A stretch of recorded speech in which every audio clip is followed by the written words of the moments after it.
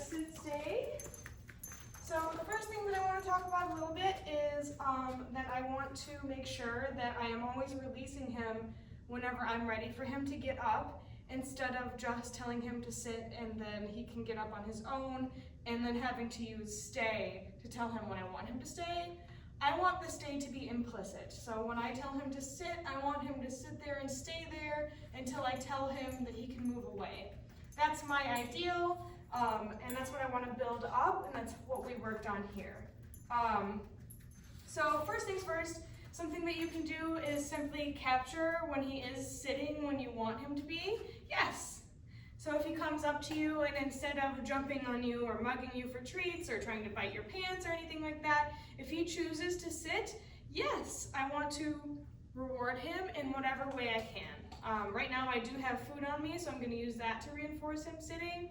But if I didn't have any food with me, then I could pet him, or if he is sitting at the door, I could let him out. If he's sitting by his food bowl, I could give him some treats, something like that, where he's sitting instead of doing something that we may not want him to do. That's called using sit as please. So another way we can use that too is to have him actually sit before we let him have the things that he wants. So we have him sit at the door and then wait until we have the door open a little bit and then release him through it, working up towards the point where we could just sit him, open the door all the way, and then release him when we're ready. That's my ideal for door manners. It's just the safest way to do it. Yeah, so we want to make sure to try and anytime we can have him sit before we give him something that he really likes. So going outside, maybe his food bowl, treats, pets, anything like that, getting up on the couch. And what we're doing actually is not only teaching him what we want him to do instead, but reinforcing that sit with things that he actually really wants. So you're going to get a stronger sit behavior also. So that's sit as please. Another way that we work on it just in general, is by doing 6 loops. So dogs learn really well in patterns. So something we can do is sit, yes. Set up a little loop here. So I have him sit, and then I release him after I mark and reward. He's gonna go eat that treat and then he's gonna come back to me for more. I'm gonna have him sit, yes. Mark and reward, and then release him. So that's a regular sit loop. That's a nice little pattern we can build up. Sit.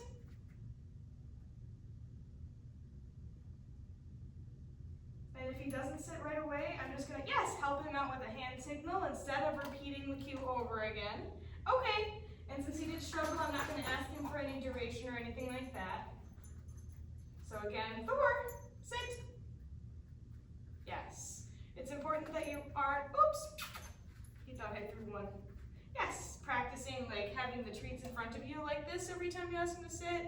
Make sure that your posture isn't different or isn't the same every single time. Yes, so that you aren't accidentally just teaching him that something that you're doing means to sit instead of the word. And we want to make sure that we're not reaching towards the treat at any point until after we said the marker word or the release word. So our yes or our okay. Sit.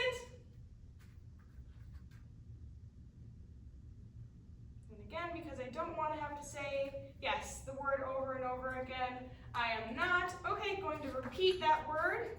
I'm simply going to help him. So the progression goes, if the verbal doesn't work, I'm going to use a hand signal. If the hand signal doesn't work, I'm going to use a treat lure. Yes, good boy. So I'm going to set him up again, and if the next time he does sit right away on that verbal cue, then we can show you one of the 3 Ds of sit. Yes, proofing. So proofing is just ensuring that the behavior is known, yes, no matter what, in any circumstance. So the 3 Ds are first distance. So yes, can you stay sat? While I walk away. And we want to practice all of these in an easy environment first, and then progressively take it out into the more difficult environments. We want to make sure that we remember he is a puppy, so our expectations should stay fairly low for now. That doesn't mean we can't shoot for perfection, but just be realistic. If he's not being successful with his sit stays, he's probably just having a hard time sitting still because he's a baby. I wouldn't worry too much. Just make sure that you aren't actively harming any of your training by maybe getting a little bit more assertive with him when he's not sitting. Because usually what it means if he's truly not sitting over and over again is just that he is having a little bit of a hard time. Maybe he truly forgot, or maybe he's just too overwhelmed to sit. Okay, and he's a puppy, so there may be moments that that's true for him, that he's a little bit too overwhelmed. Okay, so again, sit. You notice he seems to have a harder time. Yes, doing it when I have my hands behind my back. Okay. So that's something I might want to practice. Thor, sit. Yes, good boy. So I showed you a little bit of distance. So can you stay while I walk away? Yes. Okay, and I want to make sure that when I am working on distance, I'm not also working on duration or distraction. Sit. So make sure to release him right away. Yes. After you get back to him. Okay. And remember, if he does struggle the first time sitting on the regular verbal cue, I don't want to practice any of the 3Ds. I only want to practice those when he is doing well. Sit. So I'm not building confusion into the behavior. Yes. And sometimes you do just need to wait him out. So again, yes, that's another way we can practice walking away, making sure that we're actually turning our back all the way. Yes. And then I added in a little bit of duration there. Okay, although that is muddy, I wouldn't do that yourself. He is at a good point right now, but that may change through adolescence. Okay, so next one is sit. Yes, duration.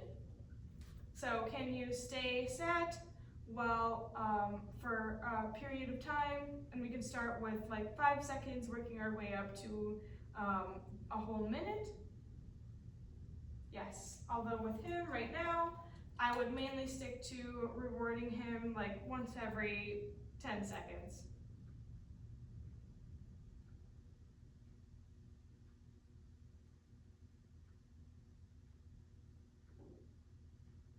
Yes. Okay. So I typically would like to work on like sit, stay for 30 seconds, treating every 10 seconds. Sit. Yes.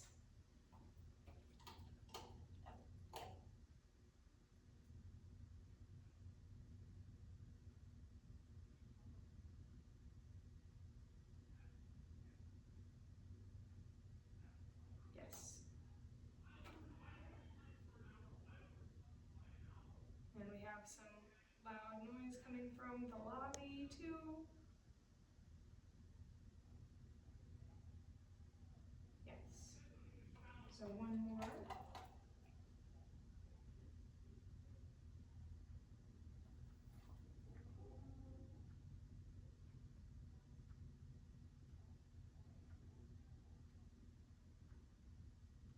Yes.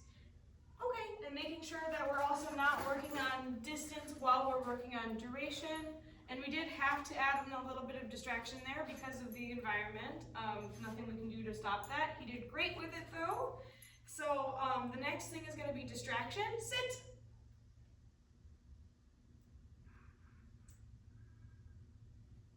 See the hand signal? Yes, didn't work, so I'm just going to lure him. Okay. And then again, release him right away. Lure. I know, just a little bit more. Sit. Yes, good boy.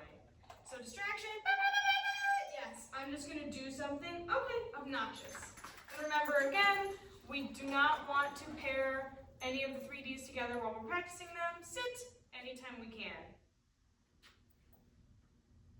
I know, it's weird that I'm saying it in between a sentence, yes. Okay. Do one more. Boop, boop, boop. Sit. Yes, another way we practice the sit with distraction. Yes. Okay. Is by having him sit while another dog walks past. That was really good for him too. Sit. That was a good challenge. Yes. Okay. We'll do one more distraction. Sit.